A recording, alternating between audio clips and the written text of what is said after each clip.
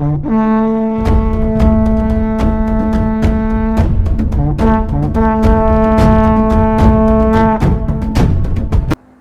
Shakespeare एक कवि हैं, अंग्रेजी के कवि थे।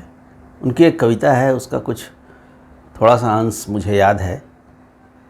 We look before and after and pine for what is not, our sweetest songs are those that tell us our saddest thoughts. ये विलियम शेक्सपियर की एक कविता हमारे जीवन के विरोधाभास को उजागर करती है। एक तरफ तो हम कहते हैं कि प्रकृति के साथ सामंजस्य बिठाना, प्रकृति के साथ तारतम्य बिठा करके चलना ही धर्म है। वहीं जब हम ये देखते हैं कि प्रकृति के नियम धराशायी हो रहे हैं, प्रकृति के नियम टूट रहे हैं, तो हम उसको चमत्कार मानते हैं और बड़े आश्चर्यचकित होते हैं। पत्थर का पानी में डूब जाना प्रकृति है, प्रकृति का नियम है, लेकिन कोई पत्थर तैरने लगे तो हम उसको ईश्वरीय गुण से जोड़ देते हैं। किसी बच्चे को आग में डाल दोगे तो उसका जल जाना स्वाभाविक है, लेकिन जब प्रहलाद प्रभु का नाम लेकर के आग से बिना जले बाहर निकल आता है तो हमारे लिए पूजनीय हो जाता है।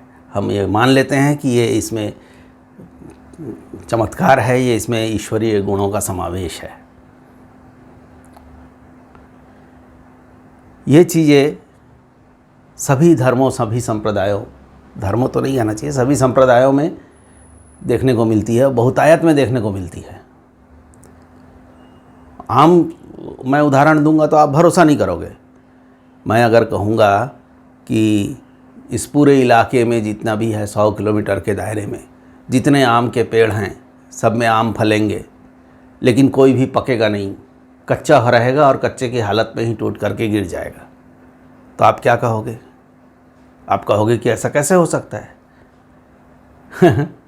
लेकिन आपको देखना है तो जाके देखिए, बहुत दूर जाने की ज़रूरत नहीं है, अपने वृंदावन में चल के देखिए। प्रकृति के नियम के टूटने के कई चमत्कार वहाँ बिखरे पड़े हैं। ये जो स्थान है, स्थान का नाम है सिद्धोपीठ इमली तला। इमली तला मतलब इमली पेड़ का नीचे का हिस्सा जो होता है, वो यहाँ पे एक दापोर युग में बहुत बड़ा एक यहाँ पे इमली का पेड़ था। सबसे पहले घटना जो है, राधा रानी सिंगार, पीछे सिंगारबट एक जगह है, सिंगारबट से सिंगार करके इस रास्ते से चल रहे थे ठाकुर जी की सेवा के लिए। तो चलते चलते यहाँ पे बहुत सारे पका हुआ इमली पड़ा था, तो राधा रानी फिसल कर गिर गया, वो जो चित्र बना हुआ है। तो राधा रानी जब फिसल कर गिर गया तो राधा रानी का श्रृंगार खराब हो गया। तो राधा रानी सोचा आज मेरा श्रृंगार खराब हो गया, कल मेरा और किसी सहेली का श्रृंगार खराब हो सकता है। तो ठाकुर जी की सेवा में जो बाधा पहुंचता है वो परम शत्रु होता है। तो इसी हिसाब से मान के राधा रानी ने इस इमली का पेड़ को सांप दे दिया था कि आज से 84 कोस ब्रज में इमली पकेगा नहीं। इसका जहाँ पेड़ है इमली आएगा, सूख के गिर जाएगा, पकेगा नहीं। आज तक 84 कोस ब्रज में इमली पकती नहीं है। इतना ही नहीं, साक्षात देवी का अभिशाप पाकर वो लकड़ी का बना पेड़ जिंदा हो उठा और हजारों साल तक जिंदा रहा। इसके साक्षात प्रमाण वहाँ मौजूद है, जिसके गवाह सैकड़ों लोग हैं। आप पता कर सकते हैं, पूरी देश दुनिया से लोग वहाँ आते हैं और इस ईश्वरीय चमत्कार के आगे नतमस्तक हो जाते हैं। फिर कालक्रम में यहाँ पे टिकाऊंगा राजा का एक महल था। जो महल राजा जब बनाने गया, इस पेड़ का डाली काटने आया। तो डाली काटने आया तो यहाँ का संत समाज ने मना कर रहे, मत काटो, क्योंकि ठाकुर जी का दिव्य पेड़ है। तो राजा ने किसी का बात तो माना नहीं, ऑर्डर दिया पेड़ को काटो। जब इस पेड़ को काटने लगा तो इस पेड़ से 3 दिन तक खून निकला था। इसी पेड़ है, वही है दिव्य पेड़ है ठाकुर जी। तो प्रकृति का ये नियम टूटता कैसे है? किसी का कहा हुआ प्रकृति पर कैसे लागू हो जाता है और वो भी हजारों सालों तक उसी अवस्था में रहता है? तो हमारी जो सनातन परंपरा की नियम है कि प्रकृति के साथ तारतम्य मिलाकर चलना है, यही हमारा धर्म है। तो दरअसल होता यह है कि जब हम प्रकृति के साथ उसके ताल में ताल मिलाकर चलते हैं, तारतम्य बनाते हैं, तो हमारे अंदर ईश्वरीय गुणों का समावेश है, हम सभी के अंदर है। और हमें प्रकृति के साथ तारतम्य बिठाकर चलते चलते धीरे से हमें उसके ऊपर उठ जाना है। यही ईश्वरीय गुण है। और भगवान श्री कृष्ण तो ईश्वरीय गुणों के साथ पूरे 64 कलाओं के साथ जन्मे थे, और उनके साथ देवी राधा रानी भी अभिन्न अंग थी उनकी, तो ये गुण तो उनके अंदर होने ही थे। लेकिन भगवान श्री कृष्ण समय समय पर उनको एहसास करा देते थे, उनको बता देते थे कि तुम चाहे कितने भी हो, मैं तुमसे 19 नहीं हूँ, मैं तुमसे 20 ही हूँ। 16,108 गोपियों का साथ जब राधा भगवान ने रास कर रहे थे, तो रास करते करते जब दिखाई दे रहा है एक गोपी एक कृष्ण, एक गोपी एक कृष्ण, ऐसे रास चल रहे हैं ना, तो राधा रानी सोचा ये सबका साथ ठाकुर जी है तो लेकिन जितना सखी है सब देख रहे सिर्फ ठाकुर जी मेरा साथ है और किसी का साथ नहीं। लेकिन वो किया कौन दर्शन कर रहा है? सिर्फ राधा रानी दर्शन कर रहे हैं। और उतना जितना सखिया है वो सब देख रहे हैं जो मेरा साथ ठाकुर जी है और किसी का साथ नहीं है। तो ये रूप जब दर्शन हुआ ना राधा रानी का, जो मेरा साथ ठाकुर जी ने सब सखियों के एक कर लिया, तो राधा रानी का मन में मान आ गया। मान करके राधा रानी रास छोड़ के चला गया, जाके जमुना का पल्ली पार है, यहाँ से 4 किलोमीटर दूर जाके बैठ के रो रहे थे। रोते रोते ठाकुर जी की याद में रोते रोते राधा रानी का रंग ठाकुर जी जैसा हो गया। और इसी राधा रानी जब रो रहे थे, रोते रोते राधा रानी का आंख से जो आंसू निकला, उसी से एक तालाब बना है। इस तालाब का नाम है मान सरोवर। तो राधा रानी के मान में जो तालाब बना आंसू से, वही है मान सरोवर। यहाँ से 4 किलोमीटर दूर यमुना का पल्ली पार है। मज़ेदार बात तो यह है कि तमाम ईश्वरीय गुणों और चमत्कारिक गुणों से परिपूर्ण होने के बाद भी जितने भी हमारे भगवान देवी देवता हैं, उनको सामान्य मनुष्य के रूप में इस धरती पर आकर के जीवन जीना एक चुनौतीपूर्ण, शायद एक मज़ेदार चीज़ लगता होगा। हमारे जितने भी अवतारें हैं, अवतारों की कथाएं हैं, उसमें ज़्यादातर में यही है। वो हमारे बीच आते हैं, हमारे जैसे सुख दुख परेशानियां झेलते हैं। क्यों? जैसे ना हम पढ़े लिखे लोग हैं, जितना भी पढ़े लिखे हैं, अगर हमें झुग्गी बस्तियों में के जो अनपढ़ बच्चे हैं, जो स्कूल नहीं जा रहे हैं, वो बच्चे हैं, और उन्हें हमें पढ़ना लिखना सिखाना है, तो हमें क्या करना होगा? आप उनको यहाँ बुलाओ कि आओ हम मेरे यहाँ पढ़ने आओ, वो आएंगे। फिर उनके यहाँ कुछ ना कुछ ऐसी परिस्थितियाँ होती रहेंगी कि कभी किसी छोटे बच्चे को पकड़ना है, कभी घर देखना है, माँ बाप दोनों काम पे गए हैं, तो ये संभव नहीं होगा कि वो रोज़ आपके पास आ सके।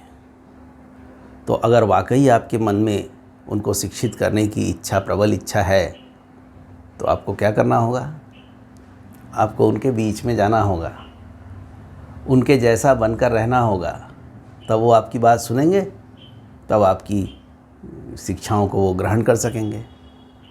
बस ये समझ लीजिए कि हमें भी इसी तरह का ज्ञान, इसी तरह की शिक्षा देने के लिए इन अवतारों का पदार्पण होता रहा है। वो हमें बहुत कुछ सिखाने की कोशिश करते रहे हैं। जैसे अभी हम राधा कृष्ण की कहानी देख रहे हैं ना, तो इसमें कृष्ण जी ने ये बताने की हमें कोशिश की है कि अगर कोई दो लोग एक दूसरे से गहरे और परस्पर प्रेम करते हैं, तो वो एक दूसरे का गुण जो है वो उनके अंदर ट्रांसफ़र हो जाता है, ट्रांसफ़र होने लगता है।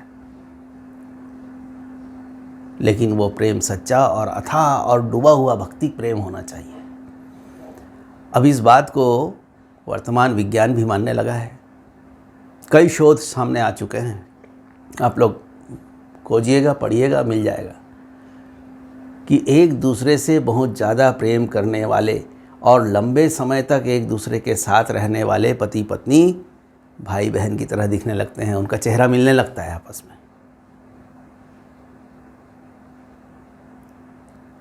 इस तरह की लीलाएं हैं भगवान की, उन्होंने समझाने की कोशिश की थी। आप समझ सको तो बेहतर है। जब राधा रानी रास छोड़ के चला गया, तो रास में ठाकुर जी का आनंद नहीं आ रहा है, तो ठाकुर जी तब हा राधे करते करते ना राधा रानी को ढूंढते ढूंढते इस इमली का पेड़ का नीचे आके बैठा। तो बैठते बैठे राधा मंत्र जप कर रहे थे। राधा मंत्र जप करते करते ठाकुर जी का रंग देखो राधा रानी जैसा हो गया, ठाकुर जी गोरा हो गया। जब ठाकुर जी राधा रानी का नाम उच्चारण कर रहे हैं मन में, राधा मंत्र जप करे, तो मान सरोवर में राधा रानी को बैठा नहीं गया, तो राधा रानी वापस आया। हाँ कृष्ण करते ठाकुर जी को ढूंढ रहा, किसी मिला नहीं। आके देखा इस पेड़ इमली का पेड़ का नीचे बैठा है।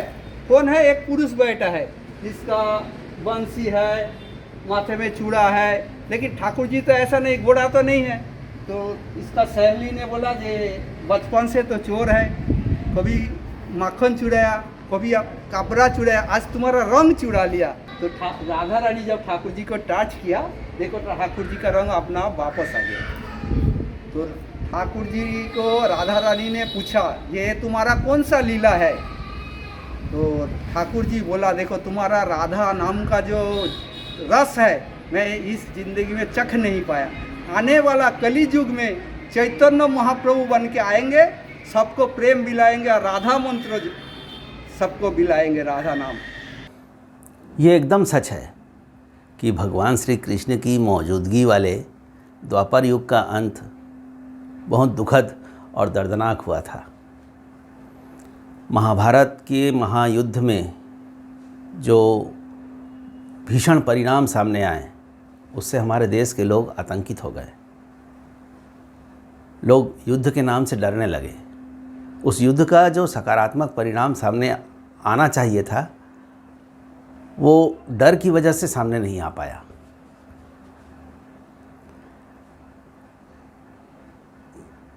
लोग उसकी चर्चा करना, उसके बारे में बात करना भी पसंद नहीं करते थे और धीरे धीरे उससे मुख मोड़ लिए।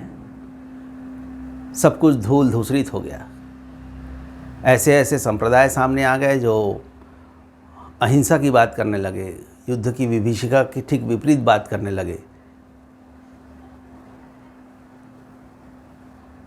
तो इसके कारण क्या हुआ कि हमने भगवान श्री कृष्ण के से जुड़ी हुई सारी चीज़ों को धीरे धीरे भुला दिया। बहुत समय बाद जब लोगों को ये समझ में आया, भगवत गीता का फिर से अंग्रेजी में अनुवाद हुआ, भगवत गीता लोगों के पास पहुंची, तब उसका मर्म लोगों ने समझा और फिर भगवान श्री कृष्ण से जुड़े स्थानों की, उनसे जुड़े चिन्हों की, उनसे जुड़े हुए कहानियों की सब खोज पड़ताल शुरू हुई और इस तरह से फिर वृंदावन का अस्तित्व भी ऐसे ही सामने आया था। आज से 507 साल पहले चैतन्य महाप्रभु आए थे, जगन्नाथपुरी से आए थे, यहाँ आके बैठ के भजन किया था इस इमली का पेड़ का नीचे। जब भजन कर रहा था, भजन करते करते ठाकुर जी का लीला याद आया। ठाकुर जी का जब लीला याद आया तो ठीक महाप्रभु ने यहाँ से चल के कलकत्ता चला गया, 6 गोस्वामी को भेजा, जाओ वृंदावन को प्रकट करो। रूप सनातन भट्ट रघुनाथ, श्रीजीव गोपाल भट्टो, दास रघुनाथ, ये 6 गोस्वामी। इस 6 गोस्वामी ने आया वृंदावन में। आज का जो वृंदावन है उसी 6 गोस्वामी का देन है। महाप्रभु का आदेश पर अगर महाप्रभु ना आते इस वृंदावन को हमें नहीं मिलते। चलो चैतन्य महाप्रभु की जय।